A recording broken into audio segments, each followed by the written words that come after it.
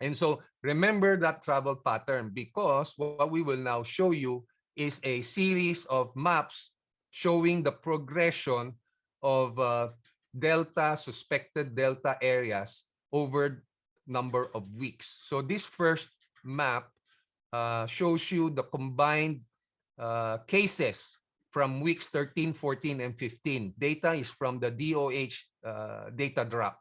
So what we're doing here is simply asking ourselves, show us all the areas where there are a lot of COVID cases involving younger people aged 19 years and below.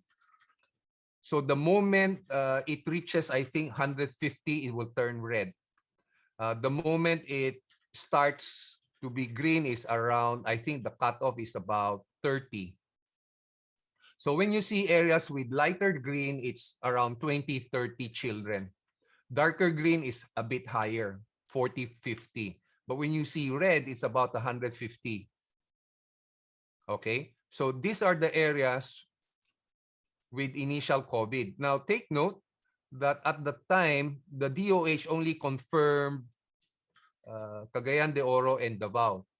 But this was confirmed, I think, late July or early August. Take note of the week. This is week 13. So as early as March, there are already initial signs that Delta variant has arrived in Mindanao. So the next question is, if it arrives here and knowing the travel patterns here, where is it going to hit next? So again, these are the initial sites.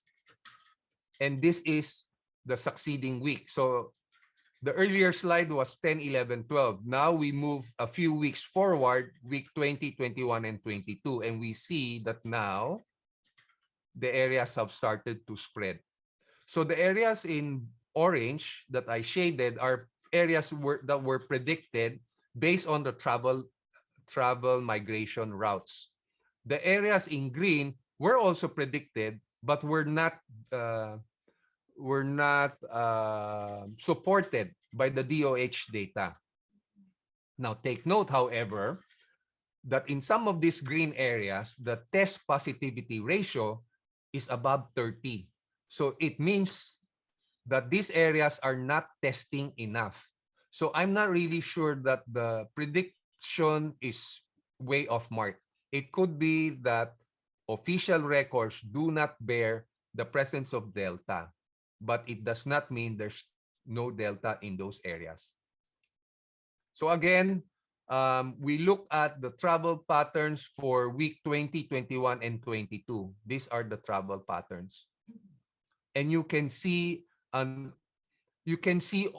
almost picture them as dominoes. As one domino in one area falls, it will trigger the fall in the next nearby area. Any questions as of this point, Mark? From the chat group, they're really interested in the predictions that you're doing. So you're semi answering the questions now. Okay. Sometimes I thank you. Mark, do me a favor. If there are questions, just ask them. Yes. If there are questions on the chat, just ask them, and let's just be interactive. And wag kayong mahiya. I wanna be interactive, and I also wanna learn how we can make the dashboard better for you guys to use. Yes.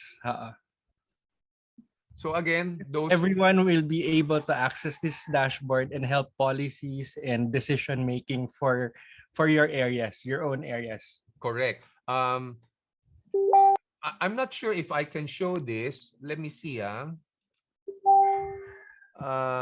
Okay. Hindi na lang. Mamaya na lang, later. But you could drill down by just using your mouse wheel. You can drill down to more detail. No?